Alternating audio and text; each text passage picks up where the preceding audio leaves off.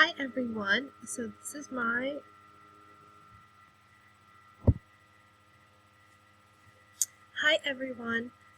my case study screencast on the women of Chick-fil-A. My name is Victoria Taylor. So first let's go over the situation. The Knoxville Chick-fil-A is having problems regarding their female employees. They are being hired at a lower rate. There's this boys club mentality that's going about, and they do not feel they can speak up. The problem was finally addressed, but it was only anonymously over an email. So that really shows that a lot of stuff needs to happen with that. So when you start to think about it, you have to get to the root of the problems, why these things are happening. Not so much just the surface level of what's going on and how we can fix it, but just really trying to figure it out. I think a lot of it has to do with the fact that they're preferring a classical over a humanistic viewpoint. They're really looking at it as the structure of what's happening instead of really trying to go above and beyond and finding exactly who they want to be and who the people are that work there and how important they are. Modaff, DeWine, and Butler talk a lot about this in our textbook, just the importance of all of the different theories that are behind organizational communication. So I see that as a big part of the root problem that's kind of going on. So now I want to go into my communication-centered plan that I have kind of made up for how I think that they should best address the problems that they have going on right now. First I want to just start with, I think they need to go with a store-wide meetings concept.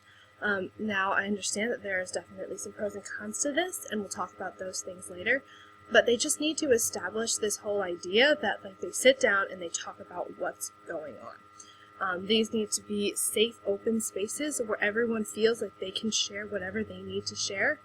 And they don't have to feel, especially for the women that the things are happening to, that they're in a safe space where they can say what they need to say without worrying that they're on the job and that there are going to be repercussions at that moment of not being able to deal with it. A lot of times when you're busy at work, you don't really just have the chance to deal with those kind of things. The AELE Monthly Law Journal talks a lot about the fact that there's a lot that happens to women in the workplace and that these things need to be talked about and discussed. So the next part is I think there needs to be more concerted control that is kind of established within these contexts. Basically, concerted control, Modaff, DeWine, and Butler in our textbook describe a lot of the responsibility that you give to people that can lead to excess. You're held accountable by your coworkers and everyone has a voice. People are just given more responsibility, and people just respond better when they have more responsibility.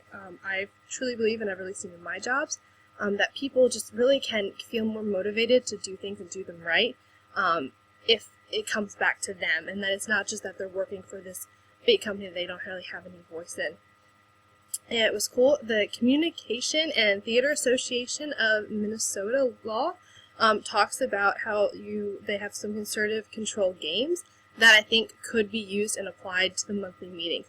Even if it couldn't be a game per se, because it's a business and not a classroom, as was their example in the Jenkins 2015 article, I think that it could be really cool to kind of apply that same concept of when you're having discussions, don't just let the people who are the loudest have all of the room.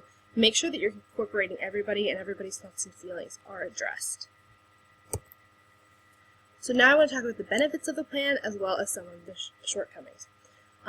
First, this ensures that everyone feels heard. It really gets to everybody of making sure that they know that their thoughts are out there, and that this takes some of the pressure off of it just being about the manager, and this can be about everyone.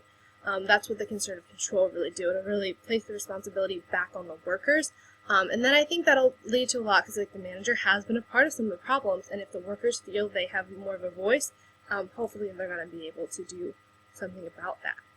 Some of the shortcomings come down to just time. Everybody knows in business there's not a lot of time for a lot of things you might want to do. And then money. Just sometimes the extra meetings cause extra pay, extra time. That all kind of comes back to each other and can be a little bit of a problem.